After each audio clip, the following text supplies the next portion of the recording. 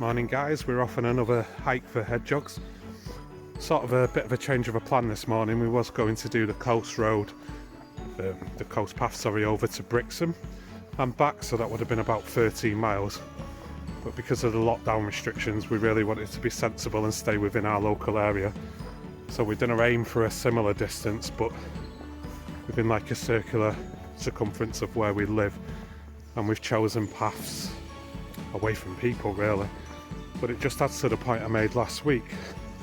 Some of us are quite fortunate where we can work from home and there's a degree of flexibility in that, but obviously key workers on the front line still have to go to work, and it's the same with the people at Elm.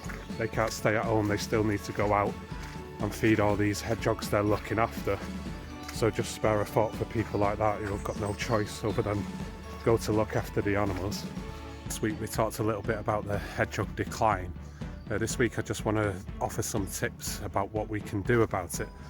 So habitat declines are massive issues for hedgehogs, so anything we can do to reverse that or create habitat in our gardens is key. So maintain hedgerows and shrubs. But also you're probably aware about access to gardens. Many new builds and traditional fences are solid barriers so hedgehogs can't get through. But all it takes is a CD size hole, if anyone remembers what CDs are, to allow the hedgehogs to move garden to garden. So we've done it with our neighbour where we've just put a little hole in the fence so hedgehogs can move if they're in the area. So have a quick conversation with your neighbour, or if your fence backs onto a field, just put a little CD shaped hole in the fence for them.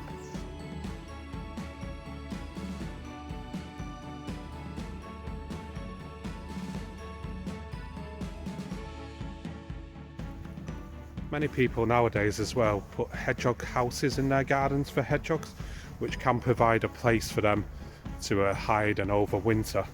But just be careful using these, make sure you do your research. So places like the Wildlife Trust and the RSPB will have hedgehog houses for sale which are built for specific requirements, and you know that they're safe for the hedgehogs and they can do the job. Me personally, we've just got a big log pile in the garden with some twigs on and some of the leaves off the trees, some of the leaf litter scattered in a pile. So we just prefer to do it the natural way.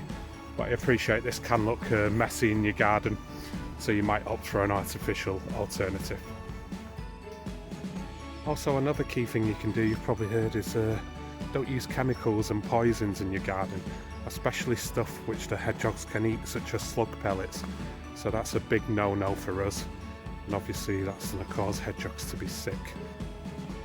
If we do get hedgehogs in our garden, it is good to just give them space. Obviously enjoy them, but just be mindful that they are wild animals. You might be tempted to put out some food for them.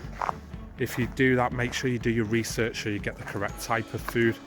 And also, we know milk's a big no-no, but during the summer months especially, they will be grateful of a shallow dish of water so they can stay hydrated.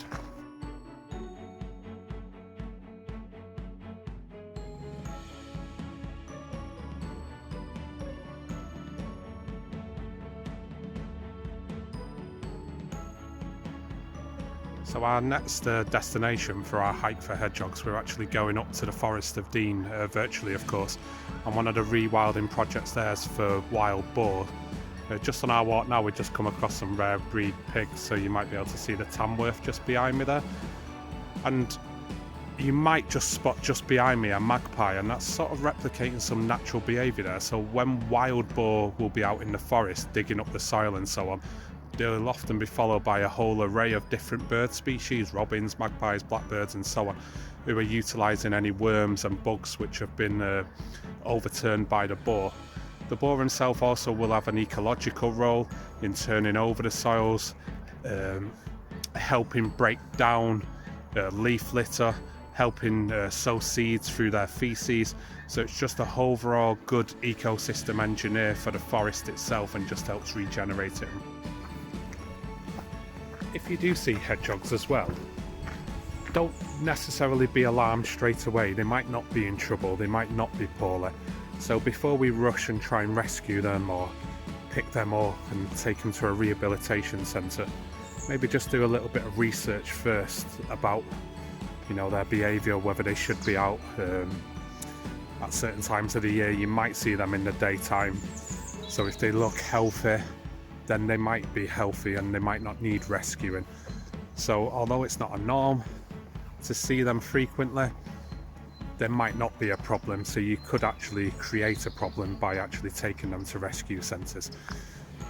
Obviously, if you're unsure, you know, you will be able to get advice from local rescue centres, from vets and so forth.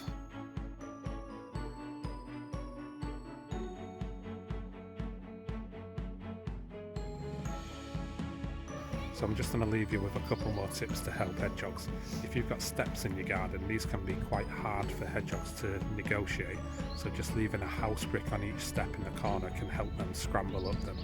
The other one, if you walk your dogs in the evening in the local parks, especially during the spring and summer months, just be aware this is when hedgehogs might be most active, so it's important your dogs have a good recall, or perhaps best if you keep them on the lead.